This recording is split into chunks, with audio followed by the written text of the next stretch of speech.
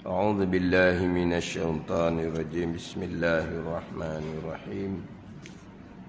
الحمد لله رب العالمين، والصلاة والسلام على سيد المرسلين وعلى آله وصحبه أجمعين. رب اشرح لي صدري ويسر لي أمري واحلل عقدة من لساني يفقهوا قولي. سبحانك لا علم لنا إلا ما علمتنا إنك أنت العليم الحكيم. ولا حول ولا قوة إلا بالله العلي العظيم. Kitab Minhajul Abidin, muka surat 14, baris yang keempat daripada bawah. Qala al-muallifu rahimahullahu ta'ala wa nafa'ana bi'ulumihi amin.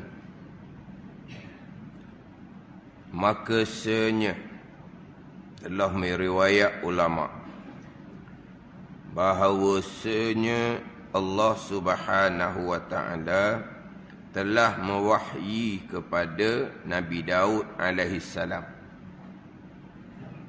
Maka firman Allah Subhanahu wa ta'ala kepada Nabi Daud alaihi salam, Ya Daud,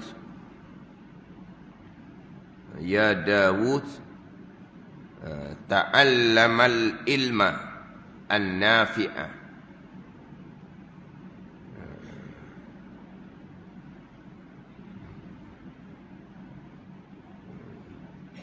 Ya Daud, ta'allamal ilma an-nafi'a. Faqala ilahi wa ma ilmun nafi'u. Faqala ilahi, Ya Daud, ta'allamil ilma an-nafi'a. Faqala ilahi wa mal ilmun nafi'u. Faqala an ta'rifa jalali wa azamati wa kibriyai wa kamala kudrati. Faqala an ta'rifa jalali wa azamati wa kibriyai wa kamala kudrati ala kulli syai'in wa kamala kudrati ala kulli syai'in. Fa inna hadzal ladzi yuqarribuka ilayya, fa inna hadzal ladzi yuqarribuka ilayya. Terjemahan dia, Hei Daud, wahai Nabi Daud alaihi salam, belajar olehmu akan ilmu yang memberi manfaat. Belajar olehmu akan ilmu yang memberi manfaat. Ta'allamil ilman nafi'ah. Belajar olehmu akan ilmu yang memberi manfaat. Maka sembah ia, maka bertanya ia, ya Nabi Daud alaihi salam, Hei Tuhanku, wahai Tuhanku. Hei Tuhanku, wahai Tuhanku. Tuhan tu diaja dengan tehenun. Kalau hak Jawi, tehenun. Kita tewau henun. Tak? Tehenun ni tahan jadinya. Tehenun, Tuhan. Maka sembah ia, maka bertanya Nabi Daud alaihissalam, Hei Tuhanku, dan apa ilmu yang memberi manfaat itu? Apakah ilmu yang memberi manfaat? Maka firman Allah Subhanahu wa ta'ala, bahawa engkau mengenal akan jalalku. Apa di ilmu yang memberi manfaat? Bahawa engkau mengenal akan jalalku, akan sifat aku yang bersifat dengan sifat jalal, kesempurnaan, dan kebesaranku, kebesaran pangkatku, dan sempurna kudrahku, yakni kekuasaanku atas tiap-tiap sesuatu. Maka bahawasanya inilah ilmu mengenal akan jalalku, mengenal akan kebesaranku, mengenal akan kibriyatku. Mengenal akan kibriyatku. Itu kenal daripada sempurnanya sifat Allah Subhanahu wa ta'ala. Maka bahawasanya inilah ilmu yang memberi manfaat, mengenal akan jalalku dan kebesaranku Allah Ta'ala, yang mendampingkan dikau, yang menghampirkan dikau kepadaku dengan beribadah kepadaku. Ini ilmu yang memberi manfaat, ilmu mengenal Allah Subhanahu wa ta'ala, mengenal akan sifat jalal Allah Ta'ala, sifat kebesaran Allah Ta'ala, sifat kibriya Allah Ta'ala. Kibriya ni kinayah daripada sempurna lah, sempurna zat Allah Subhanahu wa ta'ala. Dia kibriya ni kok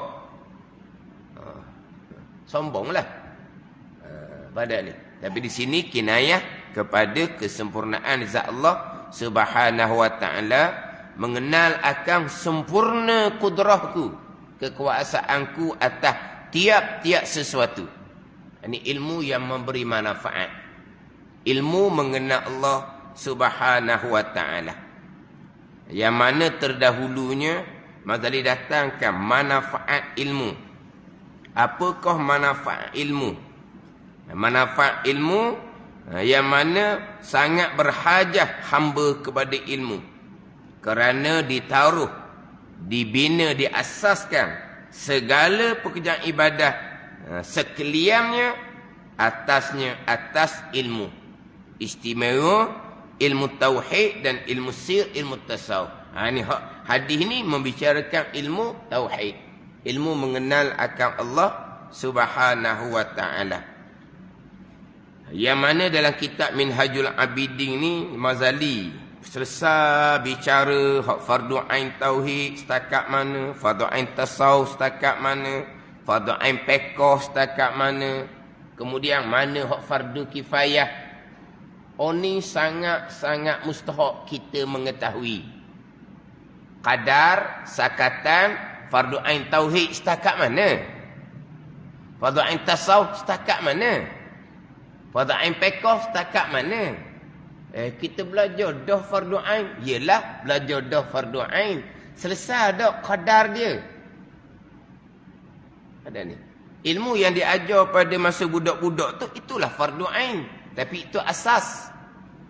Daripada budak-budak kita diajar hafal rukun Islam, rukun iman, hafal sifat 20, sifat Rasul, aqaidul iman yang 50, hafal nama-nama malaikat, hafal nama-nama kitab, hafal nama-nama Rasul. Memang itu fardu ain, tapi itu hanya asas permulaan sahaja. Hafal tu, tu asas permulaan sangat-sangat. Hafal rukun semayang, hafal rukun wudu, hafal rukun mandi wajib, hafal rukun tayamum. Memang itu fardu ain, tapi itu hanya asas permulaan. Setakat kalau kita cakap ilmu dunia kok, setakat nak kenal ABC je, nak kenal 1, 2, 3 je. Berarti setakat tu tak kenal ABC, nak baca macam mana pula kenal ABC tu. Ada ni kenal ABC, tulis tak boleh nak baca. ABC kenal, tulis tu kok boleh baca macam mana tak tahu. Kena naik setangga. Tapi ilmu dunia tak using. Belajar siang malam. Cair belajar ilmu dunia. Belah-belah tahun. Ilmu fardu ain agama. Hafal asas sahaja. Faham tak? Gitu je. Itu ilmu budak-budak asas sahaja fardu ain. Setakat manakah lengkap fardu ain tauhid? Setakat manakah lengkap fardu ain tasawuf? Setakat manakah lengkap fardu ain fiqh? Ingat baik, tidak melengkapkan fardu ain tauhid, tasawuf, fiqh berdosa besar. Berdosa besar. Sebab dalam sakatan fardu ain tauhid, tasawuf, fiqh ni fardu ain. Wajib atas tiap-tiap seseorang yang mukallaf. Fardu ain. Tidak melengkapkan fardu ain, apa hukum? Makruh.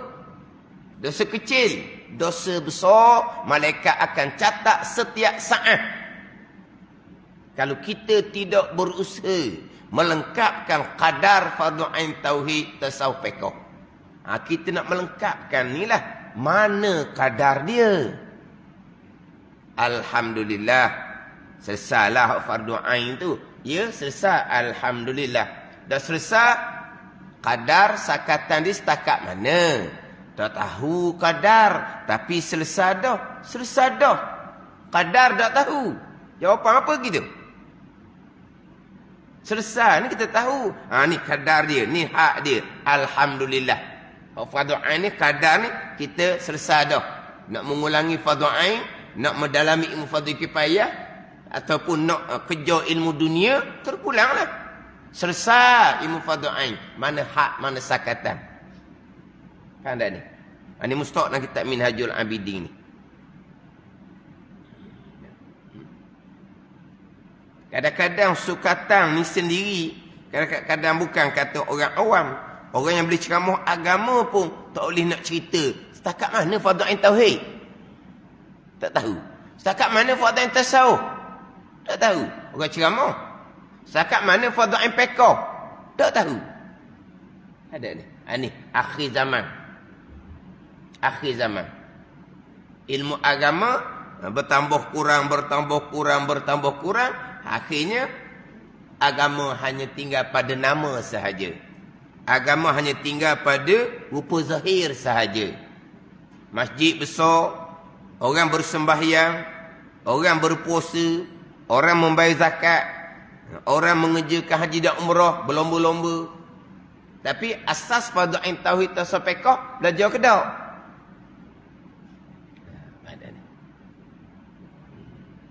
Kenapa kata orang ceramah agama pun terkadang tak tahu dia punya sakatan? Sebab kalau dia tahu dia punya sakatan, hak fardu ain hak mana, bila diberi peluang untuk mengajar, tekanlah fardu ain dahulu.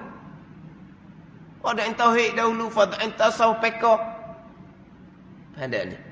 Bukan berceramah tak tahu hujung pangkal. Tak belajar hak sakatan ni, berdosa besar. Kemudian ini ke atas kita, orang balik. Orang yang balik terberat ke atas kita. Sakatan fardu ain ni jugalah yang wajib kita ajar pada anak kita sebelum umur 15. Sebelum tingkatan 3. Sebelum tingkatan sampai tingkatan 3 lah kita kata. Kena selesai fardu ain tauhid, tasawuf, fiqh kepada anak kita. Wajib kita ajar. Bukan sekolah wajib ajar. Kita wajib ajar. Mak ayah wajib ajar. Tapi kalau sekolah tolong melengkapi, ingatlah beban kita, tanggungjawab kita. Sekolah boleh melengkapi. Minta maaf, sekolah tidak boleh melengkapi. Asas ada. Melengkapi minta maaf. Terutama sekali ilmu tauhid. Terutama sekali ilmu tasawuf. Ada ni. Jadi kalau kita tak ajar anak kita sebelum umur 15, anak kita baligh dalam keadaan masih lagi jahil sebahagian ilmu fardu ain. Adakah anak kita belajar fardu ain kemudian? Tidak. Maka anak kita baligh berserta dosa besar sepanjang masa puluh-puluh tahun sampai umur 5-60 dalam keadaan dosa besar jahil fardu ain, tua-tua nak amal ibadah dan kadang dosa besar jahil ilmu fardu ain. Amal ibadah tak akan diterima oleh Allah Subhanahu wa taala. Wa amal ibadah serta jahil fardu ain itu adah budaya, itu bukan amal ibadah. Itu bukan bekal akhirah. Itu bukan bekal akhirah. Itu hanya adah budaya tradisi. Bukan ibadah. Sebab kitab Minhajul Abidin ila jannati rabbil alamin. Perjalanan orang yang beribadah kepada Allah. Perjalanan kepada syurga bagi Tuhan sekalian alam. Itu nama penuh kitab Minhaj. Minhajul Abidin, perjalanan orang yang beribadah kepada Allah. Macam mana perjalanan orang beribadah? Perjalanan ni pula kepada syurga bagi Tuhan sekalian alam. Macam mana jalan ibadah? Susun dah kitab Minhajul Abidin. Permulaannya, ibadah samaratul ilmi. Buah hasil yang di ilmu. Buah panggil ibadah. Tanpa mari daripada ilmu, dia panggil adah, bukan ibadah. Ingat baik. Jadi terkadang daripada kita ibu bapa tak ajar nak kita fardu ain sebelum 15, mereka balik, mereka fokus pada ilmu dunia mereka saja. Mana ilmu akidah mereka? Berdosa besarlah mereka, bertahun-tahun, berpuluh tahun. Kemudian selesai dah, pencing dah, nak buat ibadah. Mana ilmu? Tak dipedulikan juga. Sampai ke mati, berdosa besar. Setiap saat malaikat catat dosa besar. Nak duduk mana? Itu bukan minhaj. Itu bukan perjalanan orang yang beribadah kepada Allah. Bukan. Itu bukan perjalanan ila jannati rabbil alamin, kepada syurga bagi Tuhan sekalian alam. Jadi kita nak bawa diri kita ke mana? Kita nak bawa anak cucu kita ke mana? Ke syurga Allah Ta'ala lah. Itu bohong. Bukan ke syurga. Yang terbawa anak kitanya matlamat duniawi. Oh, hak ni berjaya tinggi ni. Hak ni berjaya tinggi ni. Anak ni begini. Menantu ni begini. Oh, cucu-cucu ni begini. Ukhrawinya mana? Kalau kata matlamatnya syurga. Nak syurga. Nak bawa sekeluarga ke syurga. Syurga mana? Syurga duniawi mungkin lah. Sebab berjaya tinggi-tinggi.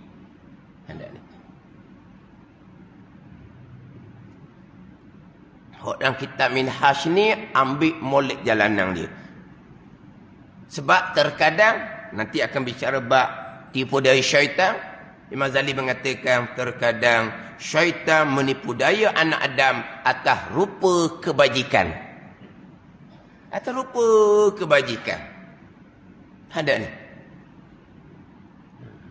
Kita cerita ni orang yang terkadang berjemaah 5 waktu ni. Kita cerita. Kalau hak hanya mari bermusim, 5 waktu pun tak datang ke masjid, kuliah fardu ain pun tidak pernah hadiri, hanya mari setahun sekali, atau faham lah. Mari nak buat ibadah ke, mari nak berpesta ke, wallahu alam lah. Mari nak buat ibadah ke, mari nak berpesta. Kan kita kan tempat-tempat sukaria. Kita akan bawa anak cucu kita. Kecil-kecil pun kita bawa. Tempat sukaria. Tempat boleh bermain-main. Maka timur macam-macam lah. Hak tahunan. Hak budaya tahunan. Tradisi tahunan kita boleh tengok. Banyak mana waktunya tidak. Kuliah fardu ain tak pernah peduli. Sepatutnya kuliah fardu ain lah. Kita bawa habis dengan anak cucu kita. Sebab apa? Sebab kita tak mampu nak ajar anak kita. Isteri kita tak mampu nak ajar isteri kita. Kita pun bawa anak kita, isteri kita sama-sama belajar fardu ain. Pernah bawa anak isteri? Tak pernah. Tak pernah. Masjid tu ajarlah fardu ain macam mana pun buat hari aja. Masuk bulan Ramadan, habis dia bawa. Anak-anak dara pun dibawa belaka. Lepas tu budak-budak kecil pun dibawa belaka. Akhirnya menjadi macam umpama taman permainan. Bising bangun. Bising bangun. Orang nak fokus pada ibadah pun terganggu. Itu nak kata apa tu? Sebab itu bukan berlandaskan kepada ilmu. Kalau nak berlandah kepada ilmu, balik semula lah. Apa hukum kita bawa isteri kita yang muda-muda, anak dara kita yang muda-muda ke masjid? Apa hukum? Makruh kau nak balik pada hukum agama. Kalau nak balik pada hukum adat, tradisi, bagus. Mari ramai-ramai. Tambahan pula sekarang ni, kalau ada tempat yang berasingnya, okey sikit. Ni belah orang perempuan, ni belah orang lelaki. Agak parking dekat-dekat dengan tangga perempuan, tu masuk kawasan perempuan. Okey lagi. Tapi kena jaga molek lah. Faham tak ni? Tinggal rumah, takut jadi pesen lain. Tetapi terkadang pintu depan sama-sama lelaki perempuan. Dekat nak kita masuk masjid pun, sama-sama lelaki perempuan. Bersisih bahu. Boleh bawa isteri kita. Boleh bawa anak dara kita seumpama tu. Ini kalau nak cerita bab ibadat, kalau nak cerita bab adat tradisi, okey je lah. Bawa je lah. Ya tak? Sama apa? Tradisi tahunan. Hak tu hak jenis tak mari masjid. Hak kita mari masjid 5 waktu. Kita dengar. Macam mana fardu ain tauhid tasawuf fiqh kita selama ni. Kata anak kita sebut tadi, anak kita bawa belajar masing-masing bersama kita. Mana fardu ain? Ni sukatan dah kita Minhajul Abidin ni. Fardu ain tauhid setakat mana, selebih tu fardu kifayah. Fardu ain tasawuf setakat mana, selebih tu fardu kifayah. Fardu ain fiqh setakat mana, selebih tu fardu kifayah. Ada ni. Kalau tidak mengekali dosa besar kerana jahil ilmu fardu ain. Jahil ilmu fardu ain. Pegangan salah pula dosa besar yang lain. Sifat-sifat kepujian di hati tidak disemaikan, taubah pun tidak disempurnakan, rukun taubah pun tidak disempurnakan. Itu dosa besar yang lain. Riya, ujub, takabur, hasad, kasih akan dunia, kasih akan kemegahan. Itu dosa besar yang lain pula. Semayang tidak sah, dosa besar yang lain. Puasa tidak sah, dosa besar yang lain.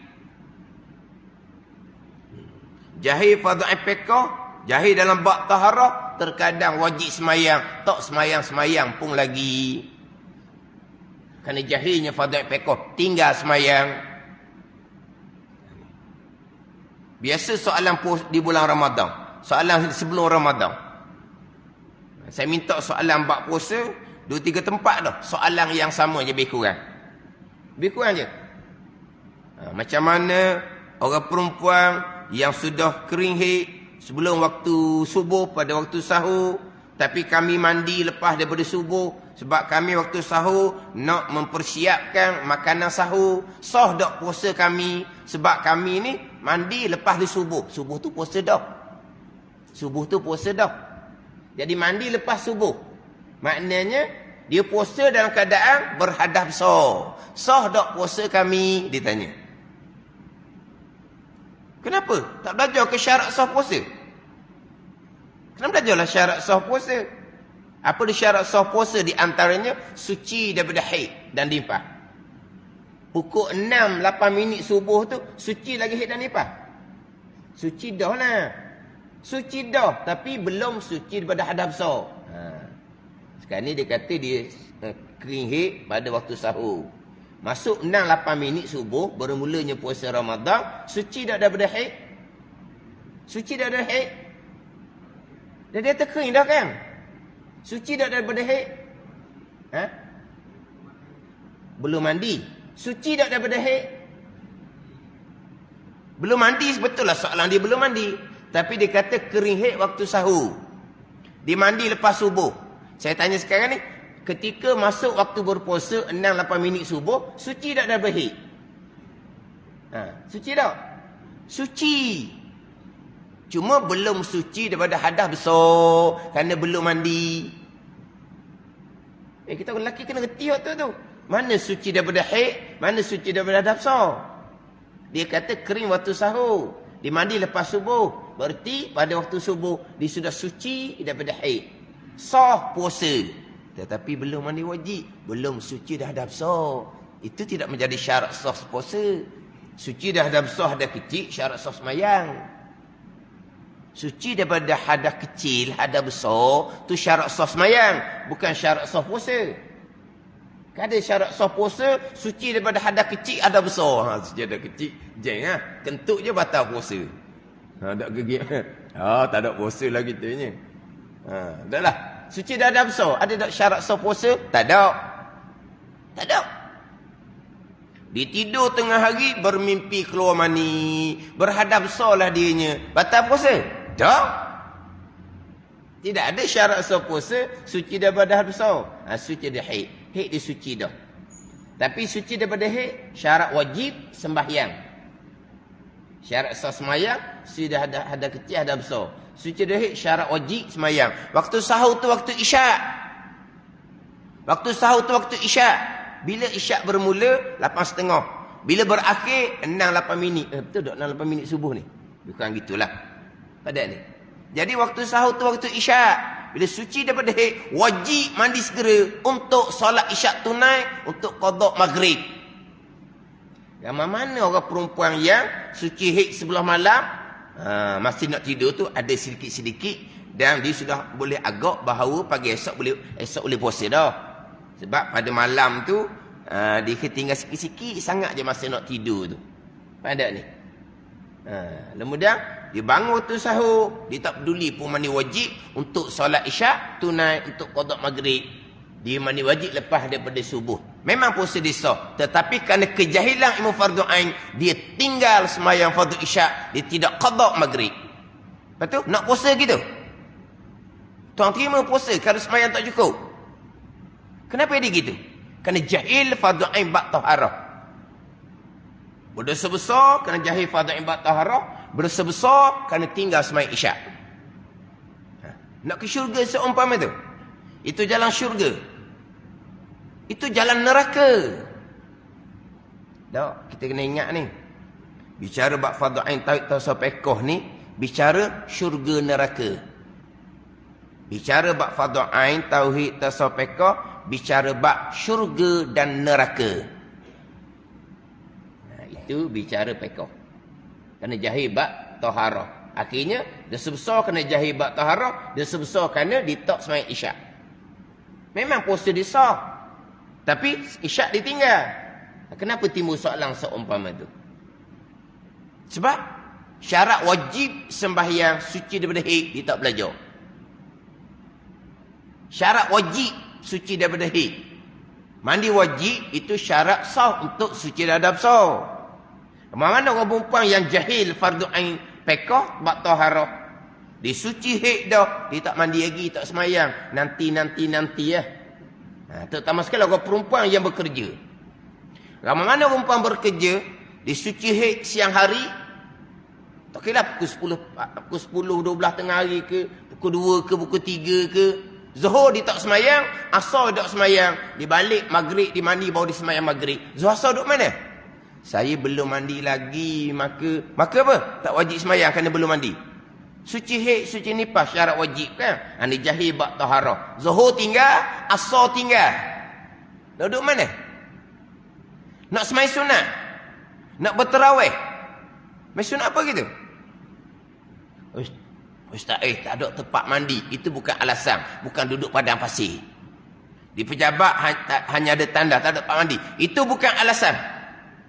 Ini bab tiang agama sembahyang.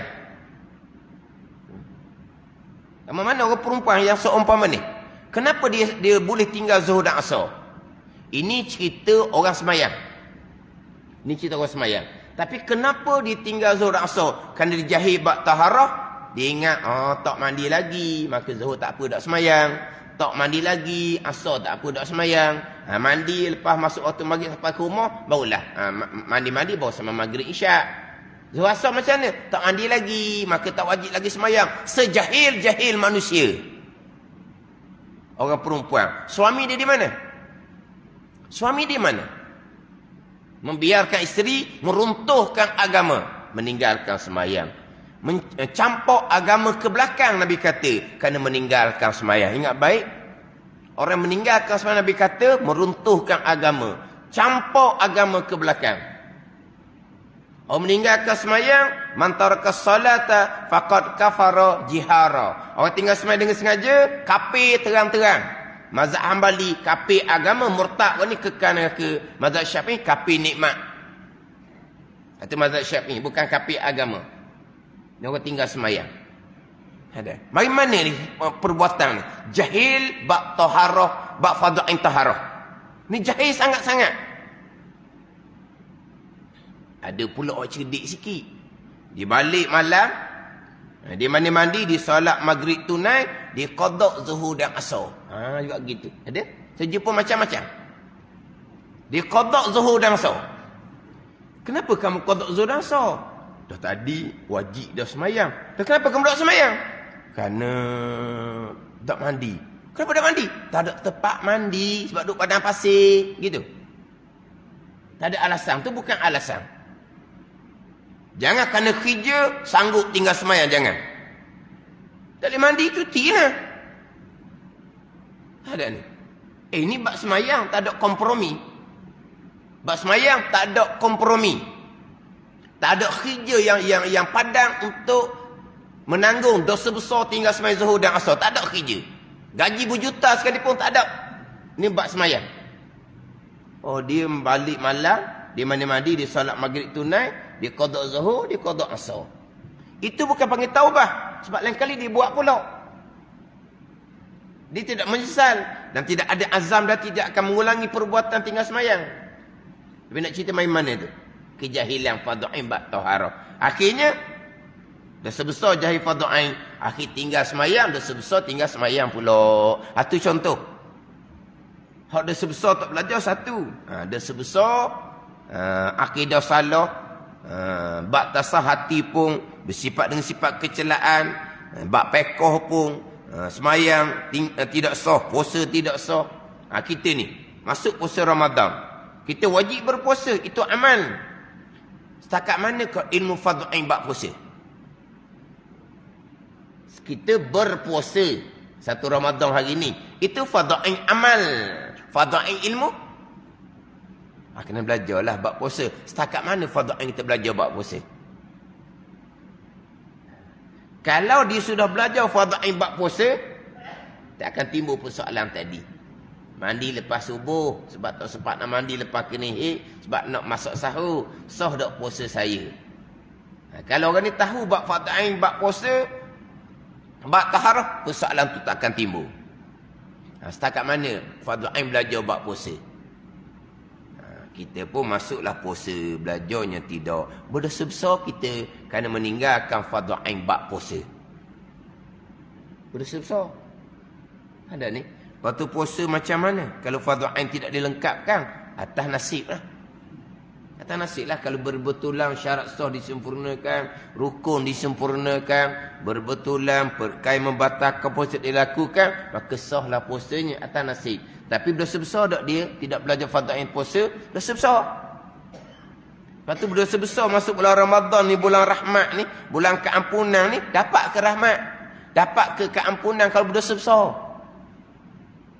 Kita sebut tadilah, ini perhitungan syurga dan neraka diri kita dan keluarga kita. Selesai belajar fardhu ain, tauhid, tasawuf, fiqh, setakat mana kena tahulah kalau dosa besar. Fokus pada amal-amal yang wajib. Masuklah Ramadan, kita perbanyakkan amal-amal sunat. Amal sunat ni lah yang akan menentukan darajah syurga. Orang yang buat amal sunat ni, hak kewajipan beres. Kewajipan belajar fardhu ain beres. Kewajipan amal pun beres dengan ilmu. Penentuan darajah syurga, amal-amal yang sunat. Itulah penentuan darajah syurga, 4 darajah ataupun 7 darajah. Tetapi kalau kewajipan tidak dilengkapkan, tak ada cerita darajah syurga. Cerita neraka Allah Subhanahu wa taala. Kau tak lepas hak kewajipan. Hak di sini kewajipan fardhu ain, tauhid, tasawuf, fiqh. Tak ada syurga, bukan darajah syurga. Amal sunat tidak akan diterima oleh Allah Subhanahu wa taala. Dia satu peringkat. Nak selamat daripada kekal neraka Allah, tauhid kena betul. Nak selamat dari neraka Jahannam, tasawuf, fiqh, taat zahir, taat batin kena sempurna. Selamat dari neraka Jahannam, penentuan darajah syurga. Ni Ramadan ni. Perbanyakkan sembahyang sunat, perbanyakkan baca Quran, perbanyakkan zikir, perbanyakkan sedekah jariah. Sebab apa ni? Ini penentuan darajah syurga. Bagi siapa? Bagi mereka yang sudah selamat dari neraka jahanam. Siapa yang selamat dari neraka jahanam? Orang yang beres dalam bab taat zahir, taat batin, fardhain, fiqh dan tasawuf. Nak selamat dari neraka jahanam, kena selamat daripada kekal neraka Allah Subhanahu Wa Taala. Kena beres dalam ilmu tauhid. Istimewa ilmu tauhid. Hadis yang saya baca tadi ni, ilmu yang manfaat hak Allah Taala berfirman dari Nabi Daud AS ni, ini ilmu tauhid, ilmu mengenal Allah Subhanahu Wa Taala.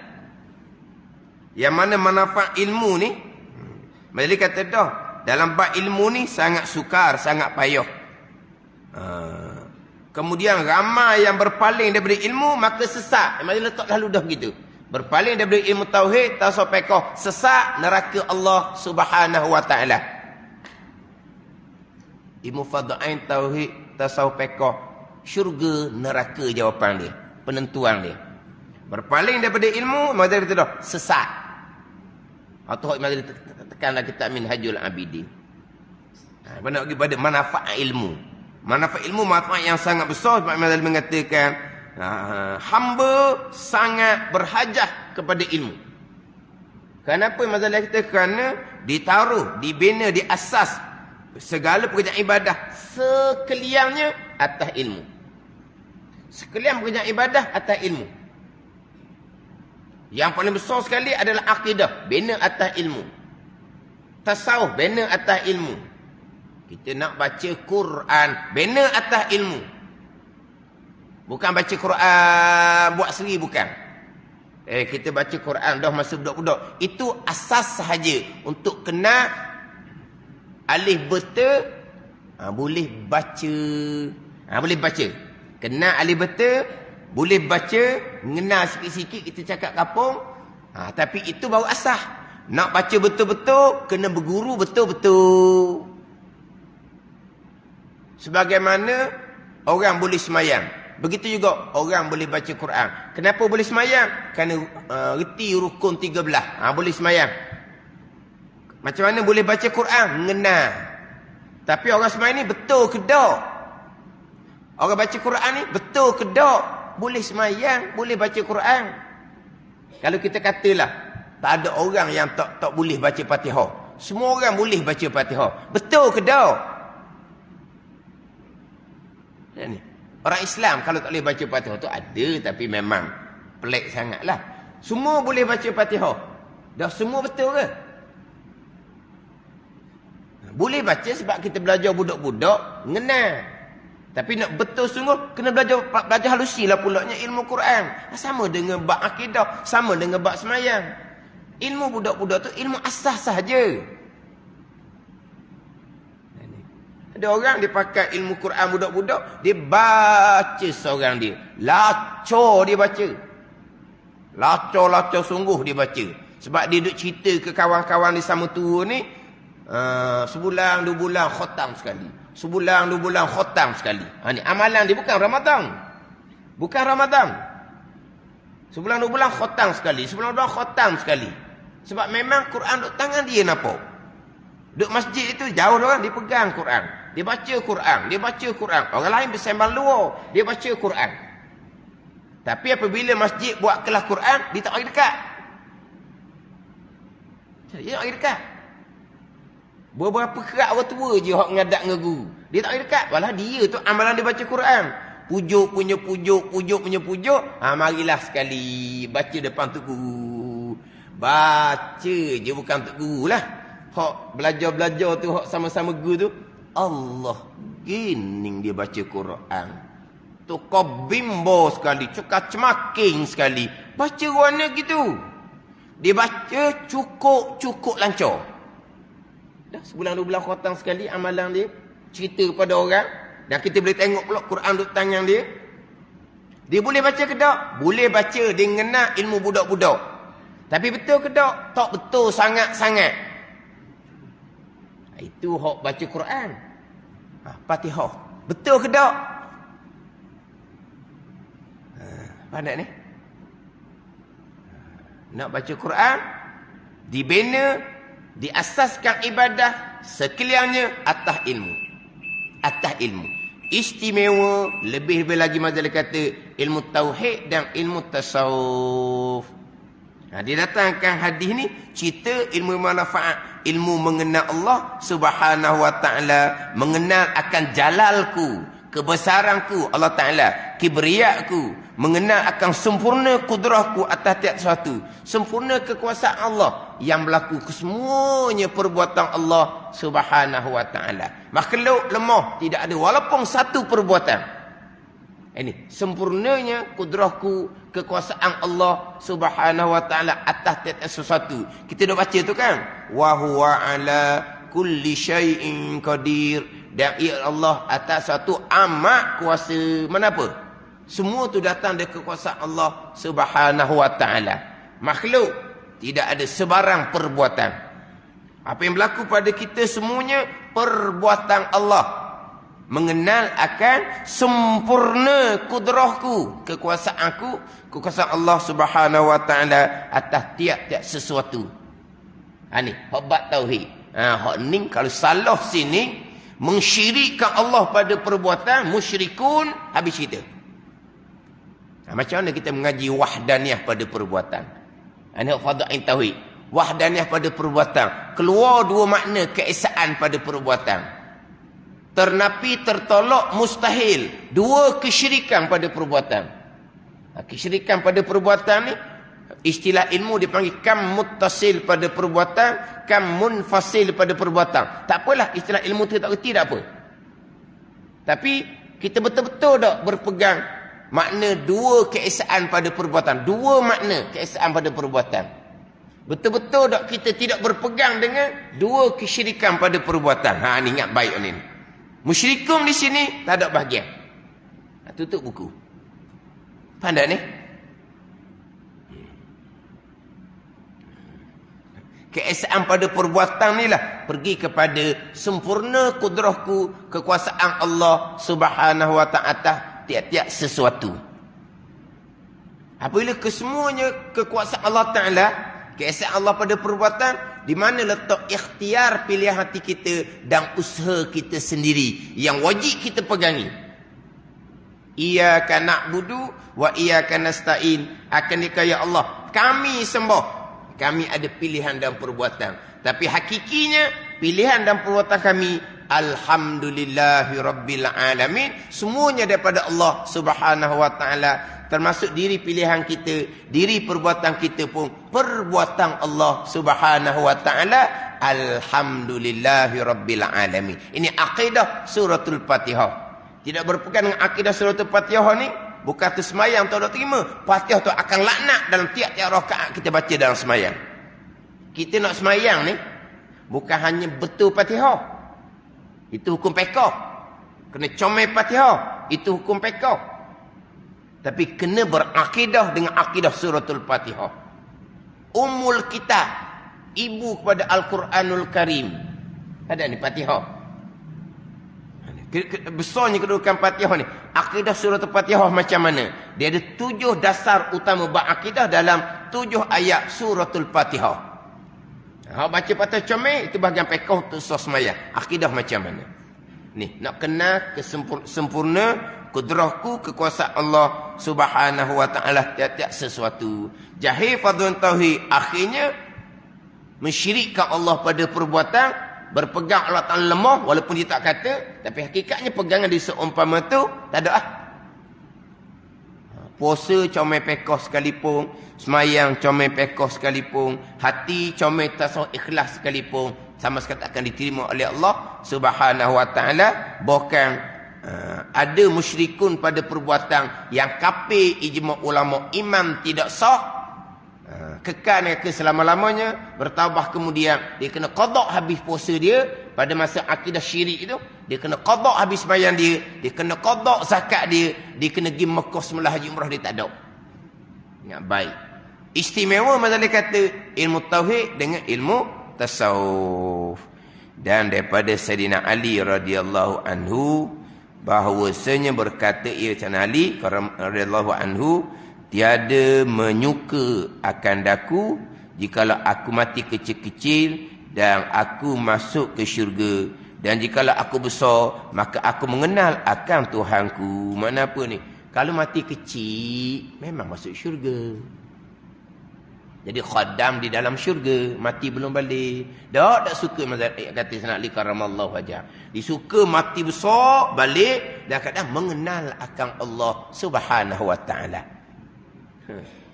Di mazhab Sayyidina Ali karamallahu wajah mengatakan, tak suka aku kalau aku mati kecil tanpa mengenal Allah. Tapi ahli syurga dah mati kecil. Mati kecil syurga dah ada. Sayyidina Ali kata, aku suka mati besar dan kadang aku mengenal akan Tuhanku. Makna apa ni? Besarnya ilmu tauhid, ilmu mengenal Allah Subhanahu wa taala, permulaan agama mengenal Allah, mengenal Rasul, mengetahui dan berpegang akan aqaidul iman yang 50. Atau permulaan agama mengenal Allah dan mengenal Rasul yang bawa kita kepada mengenal Allah. Permulaan agama mengenal Allah. Tapi kita nak kenal Allah ni siapa bawa? Rasul bawa. Jadi permulaan agama mengenal Allah dan mengenal yang bawa kita kepada mengenal Allah itu Rasul. Mengetahui serta berpegang akan aqaidul iman yang 50. Wallahu a'lam. Bismillahirrahmanirrahim. Alhamdulillahirabbil alamin. Wassalatu wassalamu ala sayyidil mursalin wa ala alihi wa sahbihi ajma'in. Allahumma aftah alaina futuhal arifin. Allahumma allimna ilma akdamin wa fahimna famas sabiqin warzuqna ruqat talibin. Allahumma zidna ilman wa alhiqna bis salihin. Wa sallallahu ala sayyidina Muhammadin wa ala alihi wa sahbihi wa sallam. Walhamdulillahi rabbil alamin.